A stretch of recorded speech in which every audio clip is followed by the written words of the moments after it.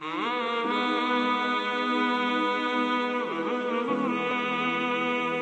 اللہ الرحمن الرحیم الحمدللہ رب العالمین والصلاة والسلام علی سید الانبیاء والمرسلین۔ عید الاضحیٰ کا تیسرا دن گزر چکا، آج چوتھا دن ہے اور آج تکبیرات تشریق عصر تک انشاءاللہ ختم ہو جائے گی۔ تکبیرات تشریق ہم عصر میں پڑھیں گے اور مغرب میں نہیں پڑھیں گے، یعنی مغرب میں نہیں پڑھی جائے گی، عصر تک لاسٹ ہو جائے گا۔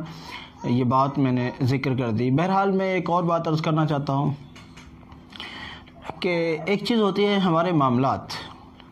کئی بار ایسا ہوتا ہے ہم تسبیح بہت لمبی پڑھ رہے ہوتے ہیں، قرآن کی تلاوت بہت زیادہ کر رہے ہوتے ہیں، کئی بار نمازیں خوب پڑھ رہے ہوتے ہیں، نفل بھی، اشراق بھی، چاشت بھی، اوابین بھی، ساری چیزیں ہم پڑھ رہے ہوتے ہیں، اور کئی بار مجلسوں میں بیٹھ کر لمبی لمبی دین کی باتیں بھی خوب کر لیتے ہیں، لیکن کئی بار ایک غلطی ایسی دیکھنے کو ملتی ہے جس میں بہت سارے لوگ اس کسوٹی پر فیل ہو جاتے ہیں۔ وہ فیل کیوں ہو جاتے ہیں؟ ان کے معاملات اچھے نہیں ہوتے، ان کا لین دین اچھا نہیں ہوتا۔ یاد رکھیے دین میں 5 چیزیں ہیں: ایمانیات، عبادات، اخلاقیات، معاملات اور معاشرت۔ یہ 5 کی 5 چیزیں ہماری زندگی کے اندر داخل ہونا ضروری ہیں مومن کامل بننے کے لیے۔ کئی لوگ سمجھتے ہیں کہ میں نماز پڑھ لی، بس میرا نماز پڑھ لینا کافی ہو گیا، اب میں کسی کا لے کر نہ دوں، کسی کا کم تولوں، کسی کو جھوٹ بولوں، سب ٹھیک ہے۔ نہیں بھائی نہیں، یہ کیا بات رہی؟ ابھی آپ تھوڑی دیر پہلے نماز میں مسجد میں تھے اور تھوڑی دیر کے بعد میں بازار میں آ کر آپ معاملات کو خراب کر رہے ہیں۔ آپ کئی بار دیکھنے میں دیندار لگنے والے لوگ بھی اپنے معاملات کو خراب کر لیتے ہیں۔ یاد رکھیے اگر آپ کے معاملات اچھے نہیں ہیں تو آپ دیندار بھی نہیں ہیں۔ معاملات سے جہاں حقوق العباد جڑے ہوئے ہیں، جس کا آپ نے معاملات کے ذریعے سے جس کا پیسہ گبن کیا، جس کو کم تول کر اس کو کم سودا دیا، وہاں آپ نے اس کے حق کو تلف کر لیا، ایک طرح سے حقوق العباد کو پامال کیا۔ اور آپ کو معلوم ہے حقوق العباد ایسی چیز ہے، اللہ رب العزت جب معافی پر آتے ہیں تو اللہ تعالیٰ اپنے حقوق کو معاف کر دیتے ہیں، لیکن حقوق العباد جو ہیں، حقوق العباد تو بندوں سے دلواتے ہیں، یا تو وہ بندہ خود معاف کر دے یا پھر اس کو ادا کیا جائے۔ اب جو تجارت پیشہ لوگ ہیں وہ بازار میں بیٹھے ہوئے ہیں، وہ کہاں سے لائیں اس آدمی کو جو ہم سے لے کر چلا گیا، جانے کہاں چلا گیا، ہم نے تو اس کو کم تول کر دے دیا، ہم نے تو اس کو جھوٹ بول کر اس سے زیادہ پیسے لے لیے۔ یاد رکھیے ہم اہل ایمان ہرگز ان افعال کے مرتکب نہیں ہو سکتے، اس طرح کے اعمال ہمارے نہیں ہو سکتے۔ ایک چھوٹی سی مثال، کئی بار لوگ پرائیویٹ بسوں میں جیسے سفر کرتے ہیں یا کسی پرائیویٹ اور کسی گاڑی میں سفر کر 5-5 روپے کے اوپر لڑتے ہیں، نہیں اتنے نہیں اتنے دیں گے، نہیں اتنے نہیں اتنے دیں گے، بس ان میں لڑائی ہو جاتی ہے۔ ایسا خوب دیکھنے کو ملتا ہے۔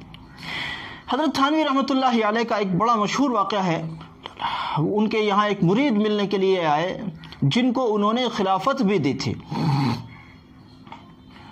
ان کے اجازت یافتہ ایک خلیفہ ان سے ملنے آئے، ان کے ساتھ میں ان کا ایک 13 سال کا بچہ بھی تھا۔ انہوں نے حضرت سے ملاقات کی، پھر بیٹے کو بھی ملوایا، حضرت یہ میرا بیٹا ہے، اس کے لیے دعا فرمائیے۔ حضرت نے پوچھا بھائی کیا عمر ہے اس کی؟ کہ حضرت 13 سال ہے۔ حضرت نے پوچھا کہ پھر آپ ریل سے آئے ہیں، ٹرین سے آئے ہیں، تو اس کا بچے کا تو کرایہ کیسا لیا آپ نے، ٹکٹ کیسا لیا؟ کہ حضرت یہ تو 13 سال کا بچہ ہے لیکن دیکھنے میں 12 سال کا لگتا ہے، اور 12 سال سے اوپر کے بچے کا پورا لگتا ہے، نیچے کا تو کم ہی لگتا ہے، آدھا لگتا ہے۔ ہم نے تو اس کو چونکہ دکھنے میں یہ 12 سال کا لگتا ہے اس لیے ہم نے اس کا آدھا ٹکٹ لیا ہے۔ حضرت تھانوی رحمۃ اللہ علیہ اس بات پر ناراض ہو گئے، حضرت تھانوی رحمۃ اللہ علیہ اس بات پر ناراض ہو گئے اور فرمایا کہ تم نے تو تصوف کو سمجھا ہی نہیں، تمہیں تو ہوا بھی نہیں لگی تصوف کی۔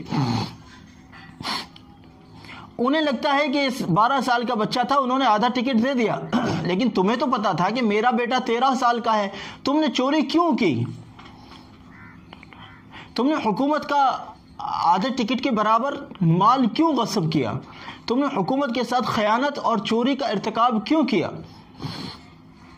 میرے بھائیوں کہنے کے لیے بڑی چھوٹی سی بات ہے، لیکن حقیقت یہ ہے کہ یہ ہے بڑی اہم بات، اور کہیں نہ کہیں ہم اس میں بہت سارے لوگوں کو مرتکب دیکھتے ہیں، خاص طور سے بعض خواتین کو ہم دیکھتے ہیں، وہ کئی بچوں کو مان لیجیے لے کر سفر کر رہی ہیں تو ان کی عمریں کم کر کر کے بتاتی ہیں. 10 سال کے بچوں کا جی یہ تو 9 سال کا ہے، یہ تو 8 سال کا ہے، 12 سال کے بچے یہ تو 10 ہی سال کا ہے، تو کوئی 15 سال کا نظر آ رہا ہے، چلو اس کا نہیں مانتے ہو تو اس کا دے دو ایک. باقی سارے بچوں کو یہ تو چھوٹا ہے، یہ تو چھوٹا ہے، یہ بھی چھوٹا ہے، یہ بھی چھوٹا ہے، سب کو. یہاں چند ٹکے بچانے کی خاطر، چند روپے بچانے کی خاطر اللہ رب العزت کے یہاں کے لیے اپنے سر پہ کیوں اتنا بوجھ ڈال رہے ہیں؟ اس لیے کرایہ ہو، چاہے مارکیٹ میں بیٹھنے والے لوگ تولنے وغیرہ کی لائن سے یا ناپنے کی لائن سے کام کرنے والے لوگ ہوں، یاد رکھیے نہ آپ کی تول میں کمی ہونی چاہیے، نہ آپ کی ناپ میں کمی ہونی چاہیے، نہ آپ کے پیسے یا آپ کی مزدوری. میں دیکھتا ہوں بعض اوقات ایک آدمی نے پورے دن پسینہ بہا کر محنت سے مزدوری کر کے کمایا، اور شام کو وہ کسی قسم کے جھوٹ کا مرتکب ہو گیا، جھوٹ کا مرتکب ہو گیا، اور اس جھوٹ کا تعلق اس لین دین سے تھا. اس نے پورے دن کی اپنی اس محنت اور مشقت کو حرام بنا لیا اپنے جھوٹ کے ذریعے سے. جھوٹ کے ذریعے سے مثال کے طور پر اس نے کوئی آئٹم تیار کی، اس کا وزن مان لیجئے کہ 2 کلو تھا. پورے دن کی محنت و مشقت کے ساتھ اس نے اس آئٹم کو تیار کیا. اب وہ 2 کلو کا وزن تھا، اس کو کہا جی یہ تو 2 کلو سے اوپر ہے.